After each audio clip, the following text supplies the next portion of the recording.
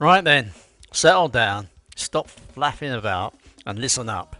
Here is what you asked for. You have dragged it out of me, fine. For 45 years, I have watched this world go absolutely mad. Rushing here, scrolling there, everyone's head buried in a glowing rectangle, shouting into the void about things that simply do not matter. It is enough to make you want to throw your kettle out the window. Now, for 45 years I have been based and lived in a country that watches this global panic attack with a gentle, slightly bemused smile. A country that has tucked away in its past, like a well-kept secret, the exact antidote to all this modern nonsense. So why does Thai traditional wisdom still reign today? It is simple really, because it works. It is not in the dusty old books, it is in the way people live, it is in the air. What's more, if you stop rushing about for 5 minutes, you might just feel it. I remember, clear as day, my first proper Thai headache. Not the too much sun kind, but the bureaucratic nightmare kind. I needed a form stamped, a simple form. I had approached it with classic British efficiency, marched in, get the job done, triumphantly cross it off the list. 8 offices, 11 signatures, and 1 official who was at lunch for 3 hours. Later, I was back at square one, hot, frustrated, and muttering words my mother would not approve of. I slumped into a plastic chair next to an old police officer who looked like he had seen it all. He poured me a tiny glass of something suspiciously amber. I groaned. This is impossible. No one does anything. He smiled, a slow, crinkly-eyed affair. My pen right, he said.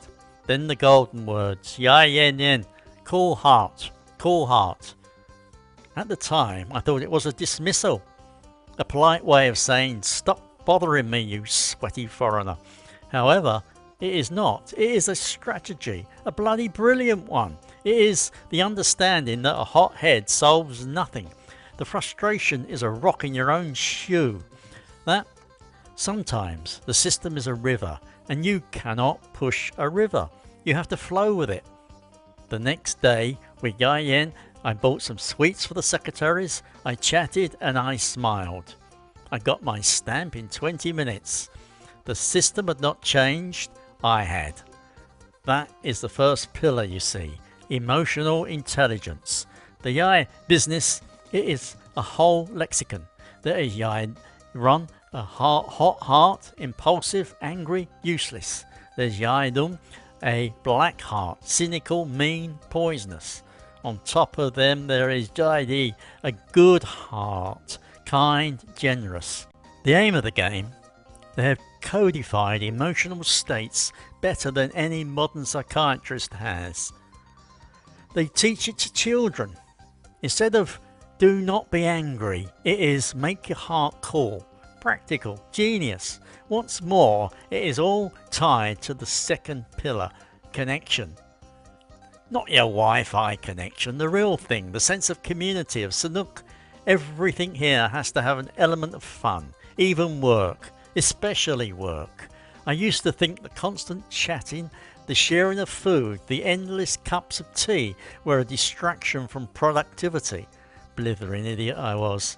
It is the productivity, it is the oil in the machine. A team that laughs together, that has Sanuk, does not fall apart under pressure. They have known about team building for centuries. They just did not feel the need to get everyone to fall backwards into each other's arms in a hotel conference room to achieve it. Which brings me to the land. Oh, the land. This is where the real magic is. The sustainable wisdom that all these modern eco-warriors are desperately trying to reinvent. Look at traditional Thai house, up on stilts. Why? It lets the flood waters pass underneath and lets the cool air circulate, provides shade for the animals or a place to sit and grumble at the world. It is not just architecture, it is a dialogue with the environment. Then the rice fields, the intrinsic waterways, the timing of the seasons, the symbiotic relationship with fish and buffalo. It is a bloody symphony of sustainability. They have been doing circular agriculture since before we in the West decided the best way to farm was to douse everything in chemicals and hope for the best. It is a resilience born from the land itself, which is the third pillar, adaptability, the famous bamboo spirit. Bamboo bends in the fiercest storm, when a mighty oak will be uprooted and snapped. It does not break, it yields, it adapts, and when the storm passes, it springs back, strong as ever. I have seen this spirit in every Thai person I have ever met. Economic crisis, pandemic, political upheaval. There is a sigh, what can you do, shrug, and then an incredible, ingenious flexibility to get on with it. The street food vendor who becomes a delivery driver on an app, the hotel that becomes a quarantine centre. They do not waste energy raging against the wind. They adjust their sails. It is profound, innate understanding of impermanence. Anika, nothing lasts, not the good times, not the bad times. So why are we so terribly attached? Why build your house of brick when the floods will come?